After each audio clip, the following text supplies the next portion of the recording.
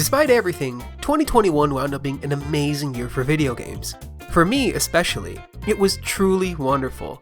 I spent much of the early year catching up on some of the best games from 2020. I replayed a bunch of the early Mario games, all on top of trying to play all the really good stuff that came out during 2021. And there was some pretty good stuff in 2021. Total, I wound up playing 37 video games, all of which I rolled credits in, most I fully completed. Plus, I have continued to play Animal Crossing New Horizons every single day. Every day. And I still occasionally play RuneScape Classic while listening to a podcast. This is, by far, the most video games I have ever played in a calendar year. Sure, starting this YouTube channel certainly helped incentivize me to play more, but I wouldn't be doing any of this if I didn't have fun. And so for this year's Game of the Year list, I've decided to split it into 3 sections: an honorable mentions unranked list, my top 5 games from 2020 that I played in 2021, and my top 5 2021 games. This video will of course only cover 15 of the 37 games I've played, but if you'd like to see everything else, there's this really cool letterbox type website but for games called ggapp.io that I've been using. I've meticulously detailed everything I've played in order, and have shorter reviews for a few of them, all in ggapp.io/Mario8th. I'll also include a list of my true, ordered top 10 of everything I played, so check it out. Anyway, to the list.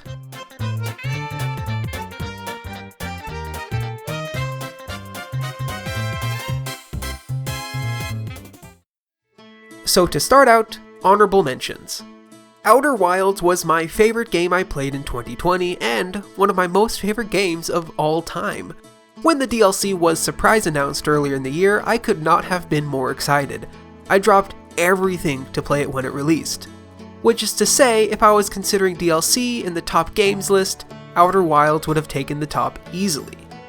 Of course, the DLC wasn't perfect, a couple puzzles I didn't like. In general, it was a tad bit spookier than games I usually like to play, and sometimes I ran out of stuff to do and had to wait for the loop to restart.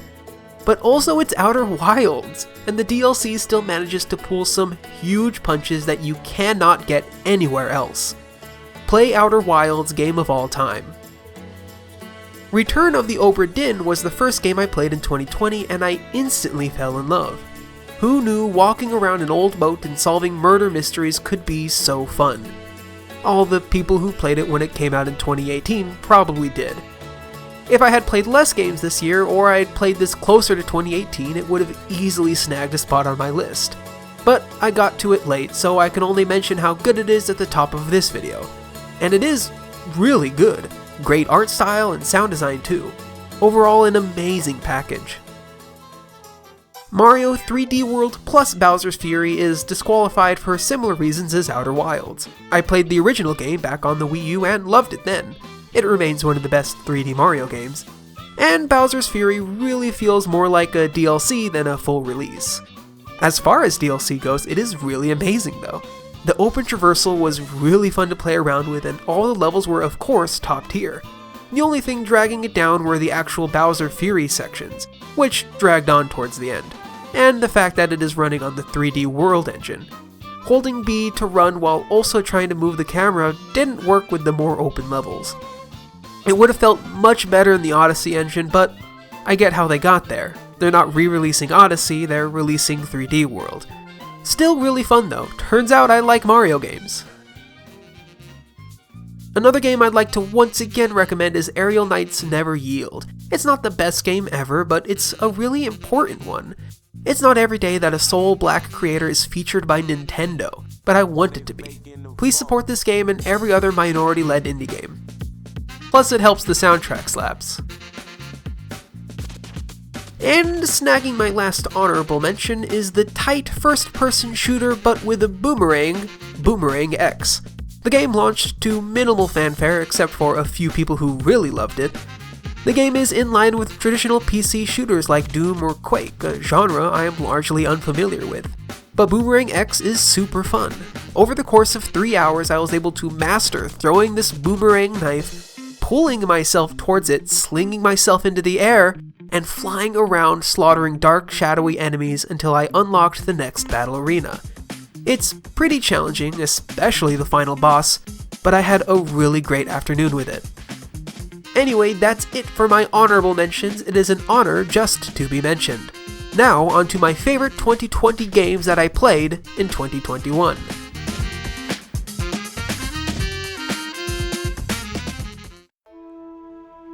In a weird way, this is not a great place to start out this list.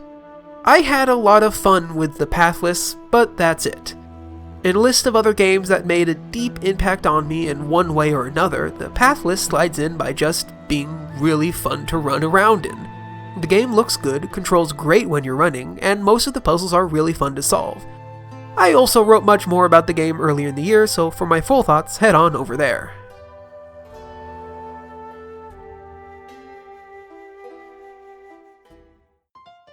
Umurangi Generation is a game that I really liked, but wish I liked a bit more. I heard some truly great things about it during the Game of the Year talks of 2020, but really wanted to wait for the Switch port before I played it myself. And then the Switch port had frame rate issues that at points made me feel a little queasy, and that sucks. But the game itself is so powerful. Each level is a chunk of the world. You go around and take photographs of specific things, find canisters hidden around the levels, and then you're done. The photography is really great with a bunch of lenses and many great filters, and that side of the game is really fun. Plus the low poly and heavy neon make for great shots. The selling point, however, is the world building. There is no dialogue during the game. The world is fleshed out by posters, graffiti, and the events taking place in each level. And without spoiling anything, it goes places, and it goes there hard. It's a really short, anti-capitalist, anti-fascist romp, and the PC version will probably play a bit better. And I cannot recommend Umurangi Generation enough.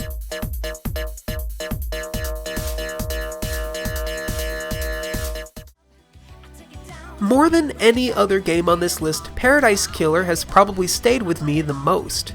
And that's for the same reason as what I wrote about in my video early on in 2021. The music. Whenever I want to listen to something, I find myself constantly going back to the truly stellar soundtrack. The funky beats are endlessly enjoyable to me, which is great because they're constantly playing during the actual game. And as I listen, I remember some of the best parts of playing too. Exploring the island, uncovering mystery after mystery, learning how truly messed up the society is. A handful of immortals worship dead interstellar gods in an attempt to revive them, using human blood as currency, and are corrupted by the idea that the next island will really work this time. Trust us. The world is so fun, the characters are great to get to know even when they're detestable, all while grooving to a great sax riff.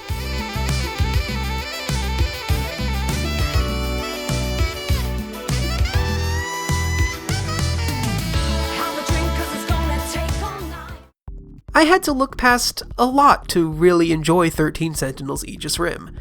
It is so anime in both the good and the really awful.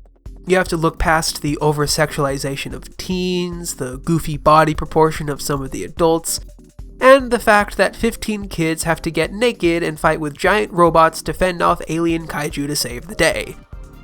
Still with me? Okay, good, because Aegis Rim is a game that after playing made me realize how revolutionary video games can be as storytelling devices. The game is separated into 13 chapters, each has you controlling one of the kids. Each kid plays like an adventure game. Oftentimes you need to solve rudimentary puzzles to move on. But as you play each chapter, their stories begin to cross. Time is played with and you start to piece together what is actually happening in the game.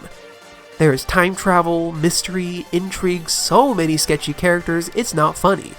But the way the game doles out info is masterclass.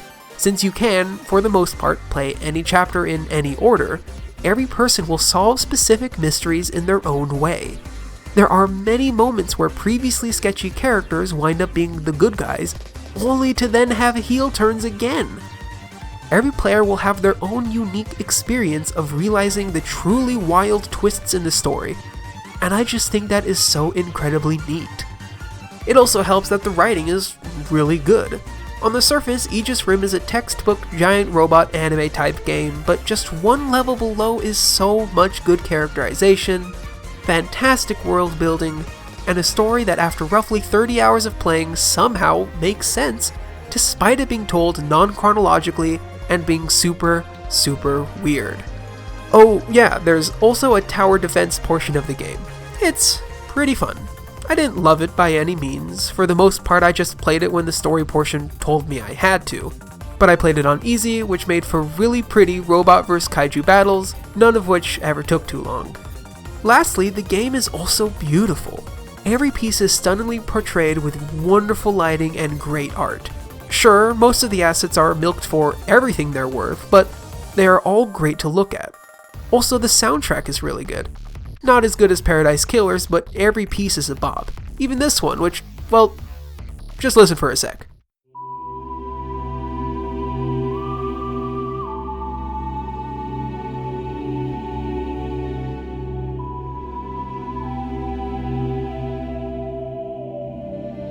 Every time this piece played, I thought it was Zelda. Every single time. Song's good, at least, and game's good too.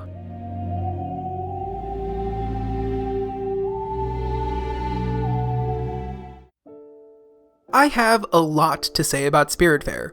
So much so that earlier in 2021, I made a video on why this game meant so much to me. I could talk about how fun it is to move in the game, or the beautiful art, or the great and calming soundtrack, or the pretty solid management sim to get items, to upgrade the boat, and feed the spirits. But all of that is just good flavoring on what is a truly remarkable narrative. Spiritfarer is the only game on this list that straight up got me to ugly cry, because this game is more than just running around and feeding animal friends. By taking care of these spirits, by feeding them their favorite foods, by going on quests for them, you slowly learn more about them. You learn more about their relationship to the main character Stella. You learn to care deeply for them. You want them to be happy. So when it's time to say goodbye, darn it. It's a game about saying goodbye, about forgiving those you love, about forgiving yourself. Spiritfarer is easily one of the best games I've ever played, and easily one of the best 2020 games.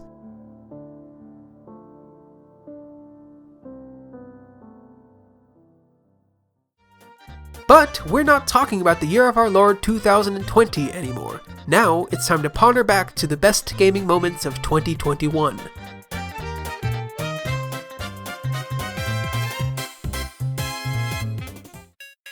Okay, I'll be honest.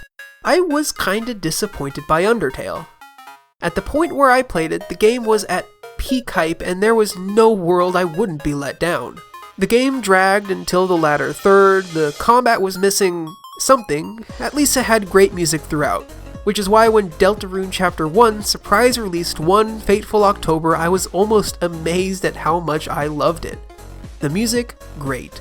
The combat, even better. The story and character work, just as good, if not better than in Undertale.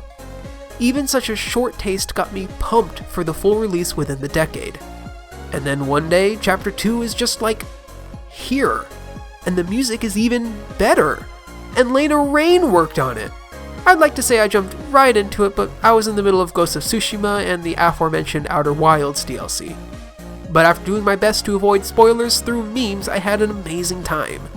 In 3 to 4 years, when the next chapters are released and even longer after the rest are, I've no doubt in my mind I will love this package as much as many of y'all loved its predecessor.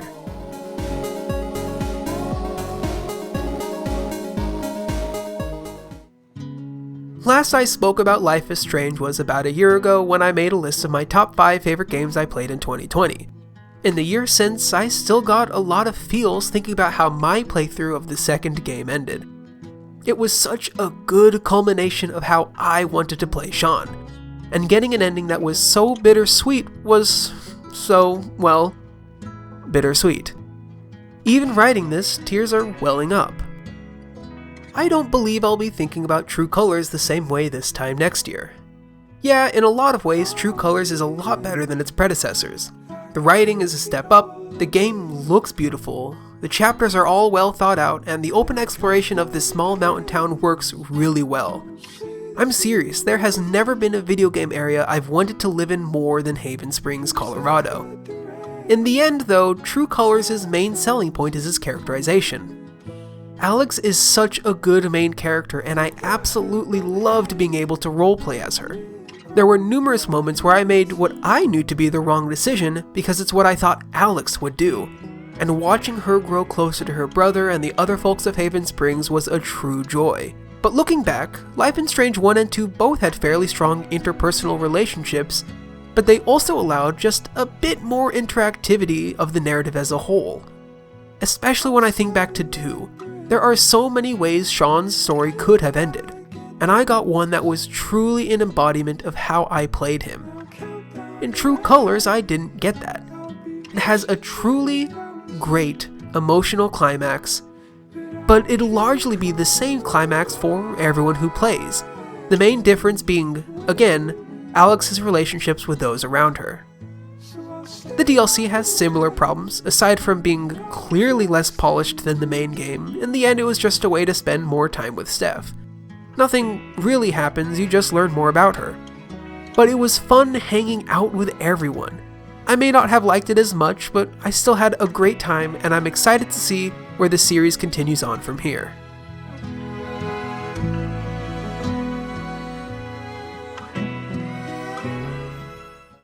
I wrote a lot more about Nier Replicant earlier in the year, so I'll keep this one briefer than the rest.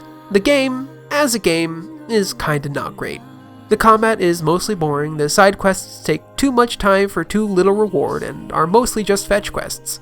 Luckily, these are bookended by really cool dungeons that twist the gameplay in creative ways, and have really innovative bosses. And dispersed throughout even the most boring of side quests is what I really came to this game for. An award-winning soundtrack and wonderful writing. It never got too boring running across open areas fighting shades because the music was always fantastic, and the real quest rewards were learning more about Nier, his friends, and this dying world. Gosh, I love this story. I love Nier, Kaine, and Emil. I just want them to be happy. Come on, Yoko Taro, let them be happy.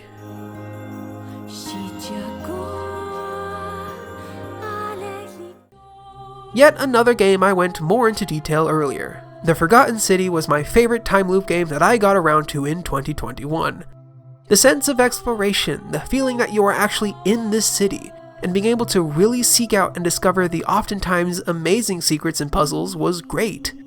Plus they did a really good job making replaying through loops not bad, letting you skip past previously done solutions most of the time.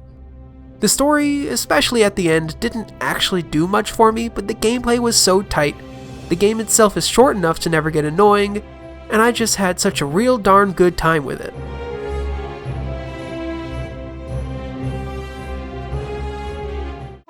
And finally, another game I made a more detailed video on. Chicory: A Colorful Tale really did it for me. A game with a really strong narrative, great characters across the board, but especially with Chicory and the main character Dog, and a really tight gameplay to go along with it. Some of the collectathon elements wore me down when going for 100%, but even then I never got too annoyed, and doing so had really nice completionist bonuses. This is another one of those games where I just want all the characters to be happy, and it was one of my favorite experiences seeing them try to get there. So yeah, apparently 6 of my top 10 I already made videos about. Why was this video so long again? Either way, I had so much fun playing these games. Despite 2021 not having too many absolute bangers, I was able to backfill it with some true 2020 classics. So much so that when I looked back I had completely forgotten I played The Last of Us Part 2. All the good managed to wash away the, not so good. Anyway, thanks for watching, follow me on all my socials, links in the doobly-doo, all at Mario8th. I hope you enjoyed, see you next time.